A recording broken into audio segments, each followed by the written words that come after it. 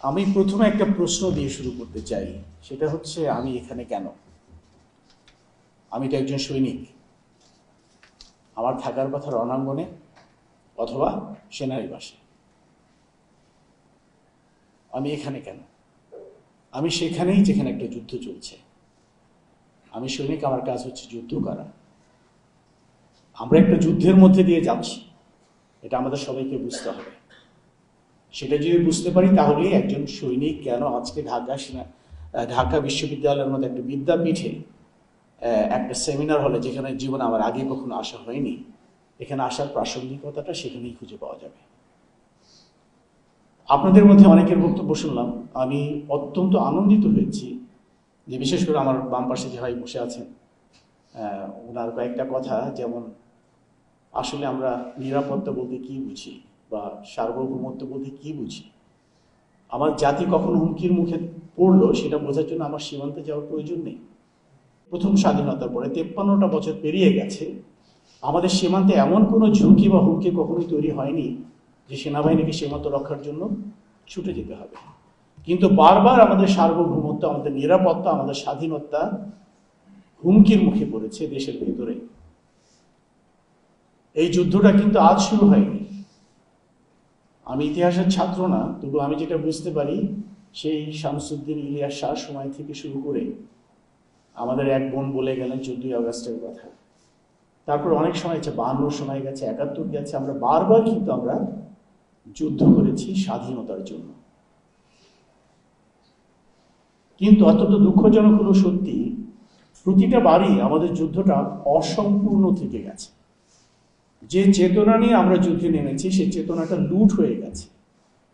যুদ্ধ শেষ হওয়ার আগেই আমাদেরকে একটা ধারণা দেওয়া হয়েছে যুদ্ধ শেষ, বিজয় দিবস পালন করছি, আমরা আনন্দ উচ্ছ্বসিত হচ্ছি, কিন্তু আমরা বুঝতে পারছি না ওই সময়টাই ছিল সবচেয়ে ক্রিটিক্যাল একটা সময়, যখন আমাদের অ্যাক্ট করা প্রয়োজন ছিল, কাজ করা প্রয়োজন ছিল, কিন্তু আমরা তখন নিষ্ক্রিয় হয়ে পড়েছি। 71-এ আমাদের মুক্তিযোদ্ধারা দীর্ঘ সময় ধরে যুদ্ধ করল। যখন আমরা বিজয়ের দ্বার প্রান্তে, ঠিক তখন আমাদের যুদ্ধের চেতনাটাকে লুট করে ফেলা হলো। আমরা বুঝতে পারি নাই, যুদ্ধটা অসম্পূর্ণ থেকে গেল। সেজন্যই আমাদের বারবার মুক্তিযুদ্ধ করতে হচ্ছে। এই 24-এ আবার আমাদেরকে স্বাধীনতা যুদ্ধ করতে হচ্ছে, কারণ আমাদের যুদ্ধটা কখনোই সাফল্যজনকভাবে চূড়ান্ত বিজয়ে পৌঁছানো পর্যন্ত আমাদের পৌঁছতে দেওয়া হয়নি। আমাদের চেতনাটাকে লুট করে ফেলা হয়েছে। 71-এ যখন আমরা বিজয়ের দ্বার প্রান্তে, তখন হঠাৎ করে ভিতরে চলে আসলো ইন্ডিয়ান বাহিনী। কি করলো ওরা? তখন তো পাক বাহিনীর মতো যুদ্ধ করার মতো পরিস্থিতি আর কোনো কিছু অবশিষ্ট ছিল না। পাক বাহিনী তখন অলরেডি দুর্বল, তাদের রসদ নাই, তাদের গোলা বারুদ নাই, তাদের কিচ্ছু নাই। মুক্তিযোদ্ধারা তাদের জীবন অতিষ্ঠ করে ফেলছে। ওই ভারতীয় সেনাবাহিনী না আসলো, 1-2 মাসের মধ্যে আমরা এমনিতেই স্বাধীন হয়ে যেতাম। ওরা এখানে আসলো ডন কুইক্সটের মতো আসলো। ডন কুইক্সটের গল্প করেছি না আমরা? বডি আর্মার পরে টরে তলোয়ার নিয়ে গিয়ে দেখলো তো শত্রু তো নাই, তখন উইন্ডমিলের সঙ্গে যুদ্ধ করা শুরু করছে। তা আমাদের দেশে তো উইন্ডমিল নাই, সব কলকারখানাতে গিয়ে সবগুলো লুট করেছে ইন্ডিয়ান বাহিনী। তখন যদি মানে ঠাট্টা করে বলতে হয়, টয়লেট পেপারের ব্যাপার থাকলে ওইটা করে চুরি করে নিয়ে যেত। তো এই যে একটা জাতি, আমাদেরকে শেখানো হলো কি, আমাদের নতুন প্রজন্মকে শেখানো হলো যে আমাদের স্বাধীনতা এনে দিয়েছে ভারতীয়রা, তারা আমাদের বন্ধু। বিশ্বের ইতিহাসে লেখা হলো এটাকে পাক ভারত যুদ্ধ হিসেবে। যেটা আমাদের স্বাধীনতার যুদ্ধ, মুক্তিযুদ্ধের বিজয় হওয়া উচিত ছিল, পুরো বিশ্ব জানলো এখানে ইন্দো পাক যুদ্ধ হয়েছে, সেখানে ভারতীয়রা পাক বাহিনীকে হারিয়ে দিয়েছে। তার কিছুদিন পরে দেখাই গেল আমাদের নাকি একজন পিতা আছে, যেই পিতা যুদ্ধ শুরু হওয়ার আগেই ওষুধপত্র, পাইপ টাইপ সবকিছু ব্যাগটা গুছায় চলে গেছে সেফ হোমে। পুরোটা যুদ্ধের ভিতরে কিভাবে কি হয়েছে কিছুই জানে না। সেই পিতা নাকি আমাদেরকে স্বাধীনতা উপহার দিয়েছে। এভাবে করেই বারবার আমাদের চেতনাটাকে লুট করে ফেলা হয়। এবং যখনই আমরা শুনি কোনো একজন পিতা এসে আমাদেরকে স্বাধীনতা এনে দিয়েছে, যখন শুনি কোনো এক বন্ধু রাষ্ট্র আমাদেরকে স্বাধীনতার উপর হুকুম হিসেবে আমাদের হাতে তুলে দিয়েছে, তখনই আমাদের মাথার ভিতরে এই পরনির্ভরশীল মানসিকতাটা তৈরি হয়, যেটি একটু আগে আমাদের ব্যারিস্টার ভাই বলে গেলেন। চিন্তার স্বাধীনতা, আমাদের চিন্তাটাকে পরাধীন করে ফেলা হয়েছে। আমরা যে স্বনির্ভর হতে পারি, আমরা নিজেরা যে কিছু করতে পারি, এই মানসিক শক্তিটা আমাদের ভিতরে তৈরি হতে দেওয়া হয়নি। এই জন্যই ডোনাল্ড ট্রাম্প জিতলো নাকি কামালা হ্যারিস জিতলো, এটা নিয়ে কিন্তু আমাদের ভিতরে প্রচন্ড উৎকণ্ঠা, যে কে আসলে বাংলাদেশের সঙ্গে কিরকম আচরণ করবে, কে মোদির বেশি ঘনিষ্ঠ। আমরা সবকিছুর ভিতরে একটা পরনির্ভরশীল মানসিকতা আমাদের ভিতরে। আমাদের নিজেদের শক্তিতে যে আমরা বলিয়ান হতে পারি, এই চেতনাটা কখনোই আমাদের ভিতরে তৈরি হতে দেওয়া হয়নি। এই জন্য আমরা কখনো চীনের দিকে তাকাই, কখনো ভারতের দিকে তাকাই, ডোনাল্ড লু আসলো কিনা, কি বলে গেল না গেল, মানে আমাদেরকে ক্ষমতায় বসিয়ে দেবে ডোনাল্ড লু কিংবা যে কি ইন্ডিয়ান কিংবা ট্রাম্প সরকার, এরা। আমরা কখনোই চিন্তা করি না আমাদের শক্তির উৎস হওয়া উচিত আমাদের জনগণ। আমাকে তো দেখতে হবে আমার জনগণ আমাকে ভালোবাসে কিনা। আজকে আমাদের অন্তর্বর্তীকালীন সরকারের সময়ে নানা রকম সংস্কার শুরু হয়ে গেছে। এই ইলেকশন কমিশনের সংস্কার হচ্ছে, সংবিধানের সংস্কার হচ্ছে, তারপরে দুর্নীতি দমন কমিশনের ওগুলো সংস্কার হচ্ছে। আমি একটা জিনিস বুঝি না, কেউ তো বলছে না যে রাজনৈতিক দলগুলো সংস্কার হচ্ছে নাকি। যে রাজনৈতিক দলগুলো নির্বাচনের জন্য পাগল হয়ে গেছে ক্ষমতায় আসার জন্য, তাদেরকে তো প্রশ্ন করার প্রয়োজন, আপনারা কি নিজেদের দলের মধ্যে সংস্কার করছেন? আপনাদেরকে যে আজকে জনগণ ভোট দেবে, কি দেখে ভোট দেবে? আপনারা তো অতীতে ভালো কিছু দেখার নাই। আপনাদের ভিতরে যে পরিবর্তন আসছে তার কিছু দৃশ্যমান প্রমাণ তো আমাদেরকে দেখাতে হবে না? তো এখন আমরা সবকিছু ভুলে টুলে আমরা কি করছি? আমরা এখন আবার নির্বাচনের জন্য আওয়াজ তোলা শুরু করে দিয়েছি। আমরা কেউই বুঝতে পারছি না, এটাও কিন্তু আমাদের সেই চিন্তার স্বাধীনতার উপর একটা হস্তক্ষেপ। আমাদেরকে একটা জিনিস বুঝতে হবে, দুইটা জিনিস বুঝতে হবে। প্রথম হচ্ছে যুদ্ধ কিন্তু শেষ হয়ে যায়নি, আর দ্বিতীয় হচ্ছে আমরা বারবার আমাদের শত্রুকে চিনতে ভুল করি। হাসিনা যেদিন দেশ ছেড়ে চলে গেল, আমরা ভাবলাম আমাদের দেশ স্বাধীন হয়ে গেছে, আর চিন্তার কিছু নেই, ফ্যাসিবাদ মুক্ত একটা দেশ। কিন্তু হাসিনা তো জাস্ট একটা পুতুল, এই পুতুল নাচের পুতুল। হাসিনাকে নাচায় কার? ওই সুতোগুলো কার হাতে? এ হচ্ছে ভারত। আমাদের কোনো সন্দেহ আছে? এই শুরু থেকে আমাদের চিরস্থায়ী শত্রু হচ্ছে এই রাষ্ট্রটি। তবে একটা জিনিস আমি পরিষ্কারভাবে বলে রাখি, আমাকে কেউ ভারত বিদ্বেষী ভেবে ভুল করবেন না। ভারত কিন্তু জাস্ট একটা ভূখণ্ড না, ওখানে তো মানুষ থাকে। ওখানে আপনারা আমার মতো ভালো মানুষও বিদেশে আছে, কাজে আমি কখনো বলবো না ভারত আমার শত্রু। ভারতীয় রেজিম যেটা, ভারতীয় সরকার, ভারতীয় আধিপত্যবাদ, তার পররাষ্ট্র নীতি, এটা হচ্ছে আমার শত্রু। এখানে অনেকে বলে গেছেন, সঠিকভাবেই বলেছেন, যে আমাদের দেশের অনেকে মনে করে যে প্রতিবেশী তো চেঞ্জ করা যায় না, ভারত তো আমাদের প্রতিবেশী, প্রতিবেশী চেঞ্জ করা যাবে না, কিন্তু প্রতিবেশীর অ্যাটিচিউড তো চেঞ্জ করা যাবে। করেছে না? মালদ্বীপ করেছে না? নেপাল করেছে? অন্যান্য দেশগুলো করেছে না? ওরা তো অনেক ছোট ছোট দেশ।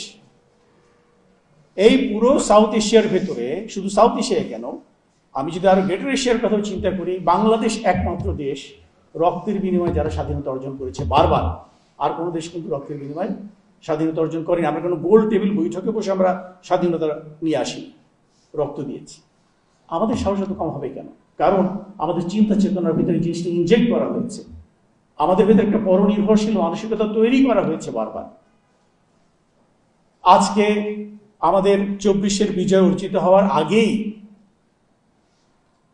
আমাদের এই ঐক্যটাকে ভেঙে ফেলার জন্য অনেক রকম উদ্যোগ নেওয়া হচ্ছে, আমরা নিজেরাই বুঝতে পারছি না।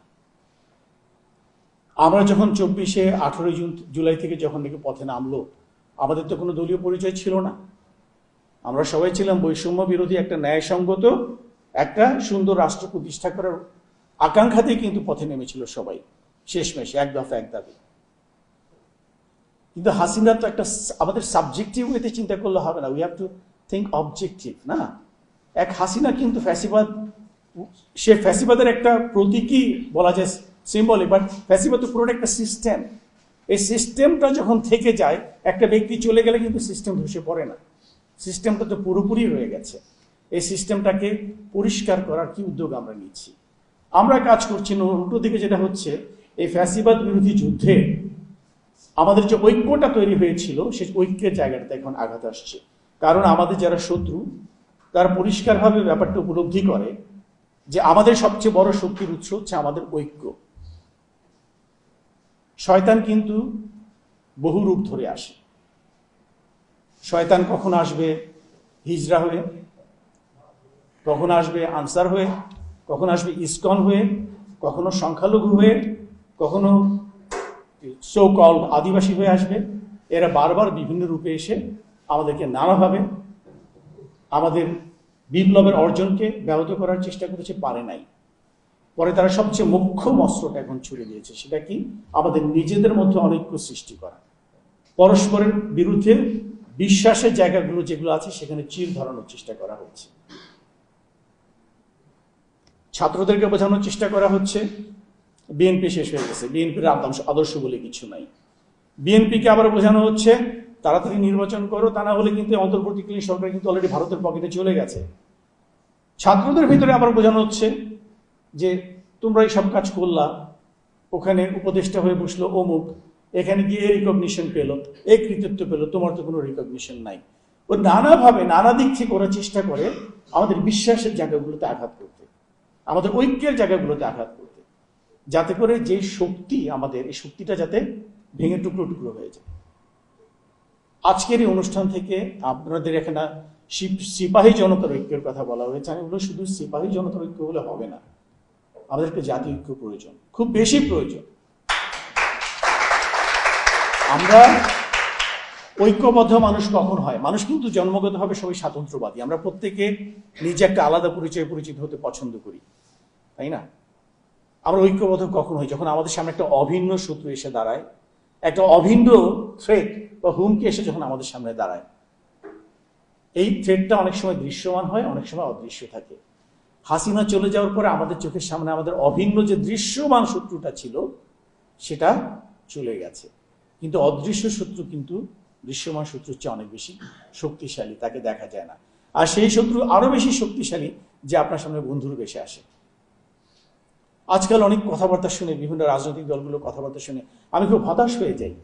তাদের ভিতরে আবার সেই একটা আপসী মনোভাব দেখা যায়। তারা যখন আওয়ামী লীগের কথা বলে, অন্তর্ভুক্তিমূলক নির্বাচনের কথা বলে, কিসের অন্তর্ভুক্তি? কাকে অন্তর্ভুক্তি?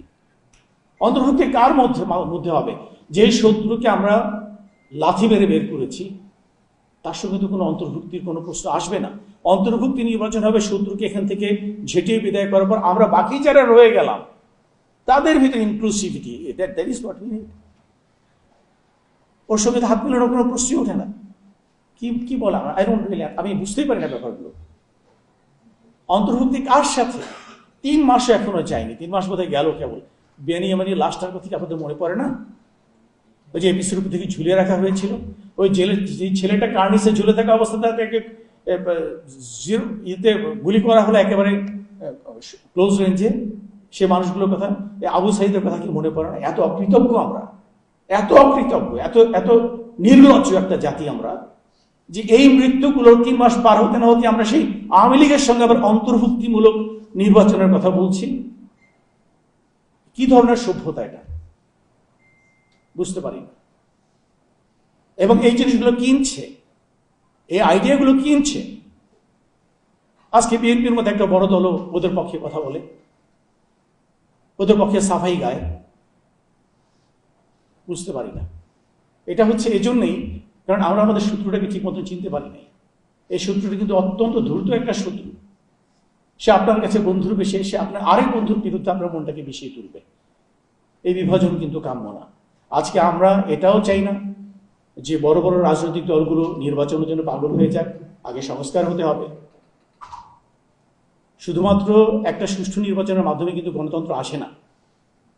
তাহলে তো গণতন্ত্র অনেক আগেই চলে আসতো। আমাদের সুষ্ঠু নির্বাচন তো অতীতে হয়েছে, একেবারেই হয়নি তা তো না, কিন্তু আমরা গণতন্ত্র পাইনি। কারণ আমাদের চিন্তা চেতনায় গণতন্ত্র নেই, আমাদের চিন্তা চেতনায় স্বাধীনতা বোধ জন্মায়নি, আমাদের পরনির্ভরশীল মানসিকতা। আমরা মনে করি ওই মোদী সরকারের সঙ্গে আমাকে ভালো রিলেশন রাখতে হবে, সে আমার দলকে ক্ষমতায় নিয়ে আসবে। আমি এটা চিন্তা করতে পারি না আমার জনগণ আমাকে ক্ষমতায় নিয়ে আসবে। কাজেই তাদের যে চিন্তার সংস্কার প্রয়োজন আছে, তাদের চিন্তা ভাবনা তো স্বচ্ছ না।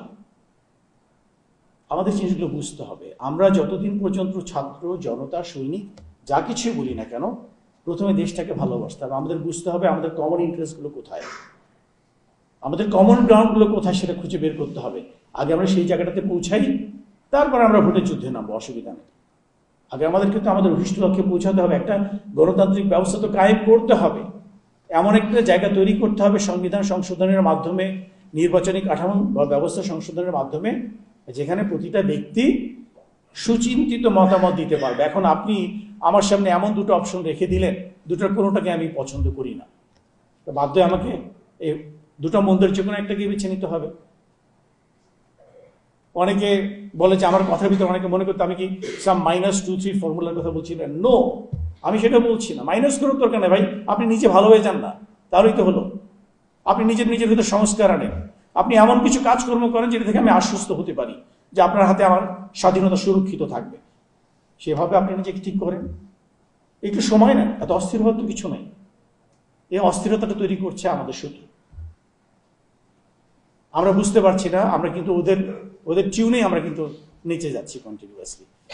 অনেক কথা বলে ফেললাম, আমার অনেক আরো ভালো মুরব্বী বক্তারা রয়েছেন যাদের কথা শোনার জন্য আপনারা খুব আগ্রহ অপেক্ষা করছেন।